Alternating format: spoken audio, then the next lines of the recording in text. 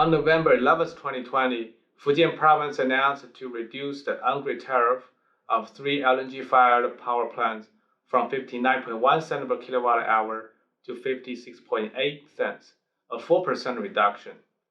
This was the fifth province in China that reduced gas-fired power on-grid tariff this year.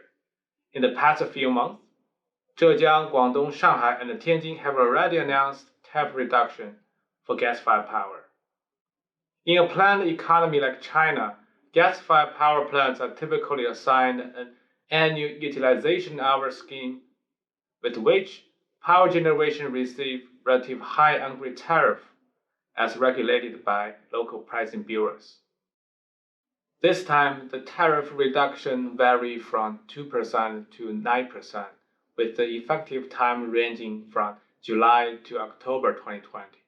This adjustment were for power generation hours within the planned utilization hours, but for the tariff reduction for generation above the planned hours, the drop is a lot more, down to the similar level as local coal-fired power on-grid tariff. The gas-fired power tariff reduction sparked concern across the market that the government attitude towards the industry has shifted.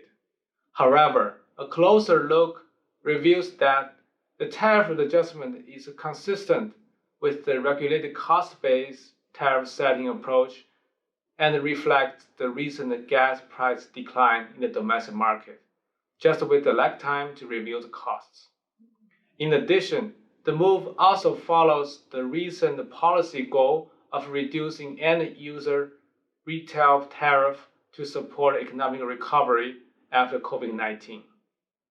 Moreover, all 5 provinces with the tariff cuts are on the coast area where LNG imports serve an important role in the local gas supply mix. Under the impact of the oversupplied global LNG market and oil price crash, spot LNG price and China's average landed price of LNG imports have declined significantly this year. In addition, during the lockdown in the first quarter of 2020, gas suppliers also reportedly offered gas price discounts to large direct supply end users, including gas-fired power plants, to offset the lack of industrial gas demand and reduce gas inventory pressure.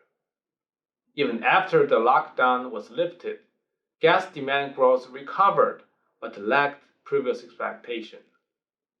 Many gas-fired power plants as large users benefited from price discount compared with the year before.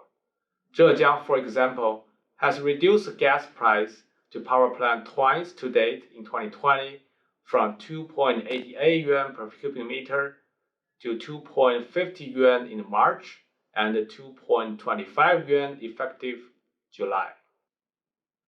Gas-fired power will remain profitability at the reduced tariff level. Take Zhejiang as an example.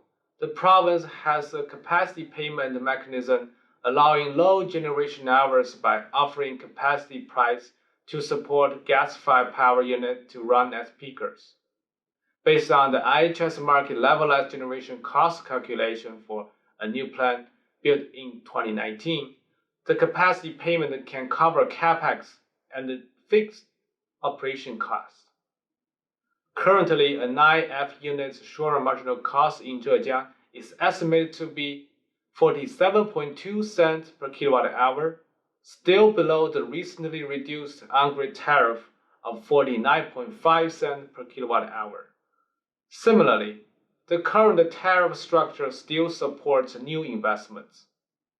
Beyond the planned utilization hours, gas-fired units have to compete against the coal-fired power to be dispatched, and that will require deep gas price discount at the plant level.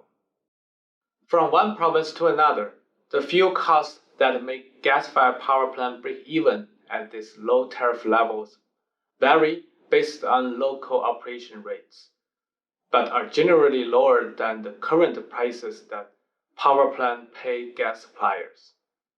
Gas-fired power will continue to play an important role for China to improve gas quality and complement renewable development across the country. President Xi Jinping's recent pledge for China to strive to achieve net zero carbon by 2016 will likely limit natural gas growth potential by then, but the gas in power will remain an important growth engine for Chinese gas demand for the years to come.